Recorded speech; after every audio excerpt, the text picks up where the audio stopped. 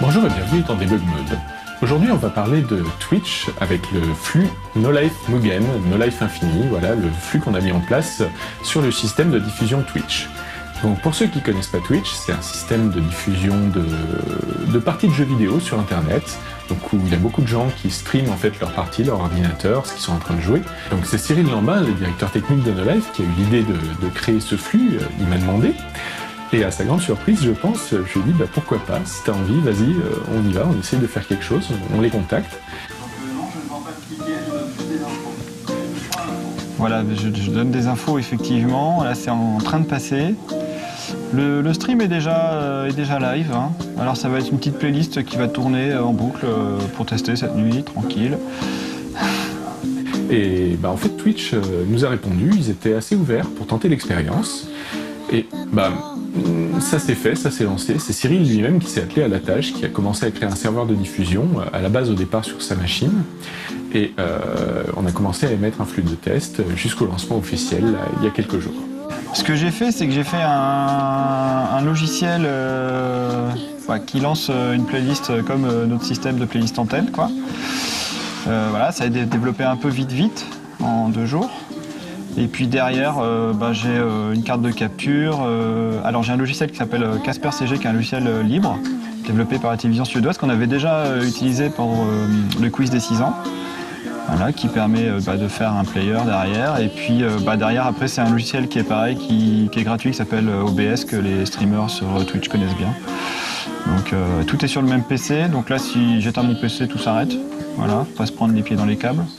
Et Florence, tu disais que tu avais peur qu'on perde un peu des abonnés, qu'il y ait une migration... Oui, parce que effectivement, sur les réseaux sociaux, j'ai quand même vu beaucoup de gens qui se plaignaient d'avoir trop de musique sur la chaîne, et d'autres personnes qui leur répondaient qu'il y avait une solution, c'était Noco. Or là, la solution, ce serait plus Noco, ce serait Twitch. Bah oui.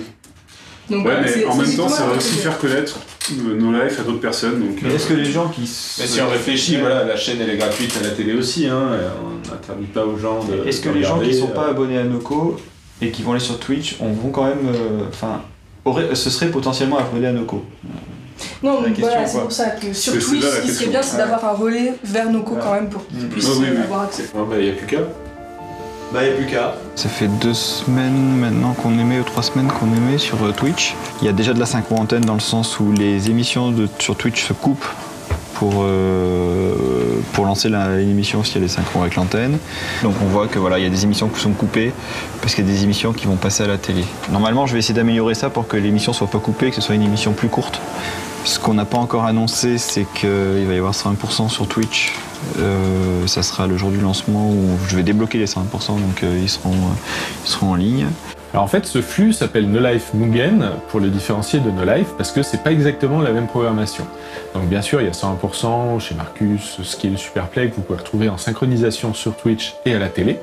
Mais voilà, tout ce qui est musique, culture, voyage, littérature que vous avez sur NoLife, ça vous ne l'avez pas sur Twitch. Comme c'est 2 chaînes différentes, il fallait un nom un petit peu différent. NoLife Mugen, le jeu vidéo à l'infini. J'ai proposé NoLife Mugen, NoLife Infini. Je crois que l'infini venait de Cyril à la base parce que c'était une diffusion 24h sur 24, 7 jours sur 7 et les gens n'étaient pas forcément habitués à ça sur Twitch, à avoir autant de contenu tout le temps. Mais Mugen, voilà, c'est infini en japonais. Il y a une série que j'aime bien qui s'appelle Mugen no Libae, c'est un super dessin animé, je vous le conseille. Et ça a collé tout de suite, ça a plu et puis c'est parti comme ça. NoLife Mugen, parce qu'il n'y a pas de limite. Enfin si, il y en a, dans les faits il y en a, mais autrement non.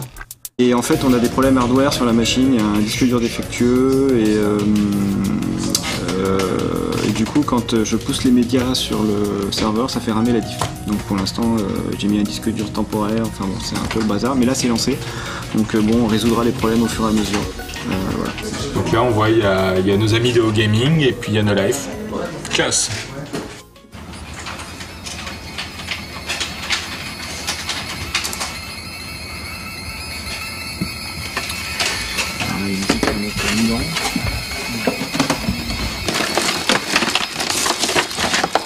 USB 3, la nerf de la guerre. Parce que là, il me dit 1h30 de copie et j'ai pas 1h30 pour copier. C'est cool, je crois savoir que c'est une première mondiale. Hein? Non? On est les seuls à faire ça? Ouais, on est la seule chaîne de télévision à faire ça. Je vois qu'il y a pas mal de monde, c'est cool, plus de monde que pendant la phase de test, à peu près 10 fois plus que la moyenne, j'ai l'impression. Alors peut-être que vous vous posez la question, à quoi ça sert d'avoir No Life sur Twitch, No Life Mugen? Eh ben, déjà, c'est pas pour l'argent. Parce que tout simplement, vous savez qu'il y a des pubs sur Twitch ou des abonnements, mais je crois que le premier week-end, on a gagné 4 $. Bon, c'est pas grand-chose. Non, nous, on fait ça surtout pour pouvoir montrer ce qu'on fait. En fait, on se donne beaucoup de mal pour faire des choses de qualité. Enfin, on pense, on espère. Et il faut qu'on puisse les proposer aux gens, qui puissent voir ce qu'on fait, qui puissent nous connaître. Ça, c'est important.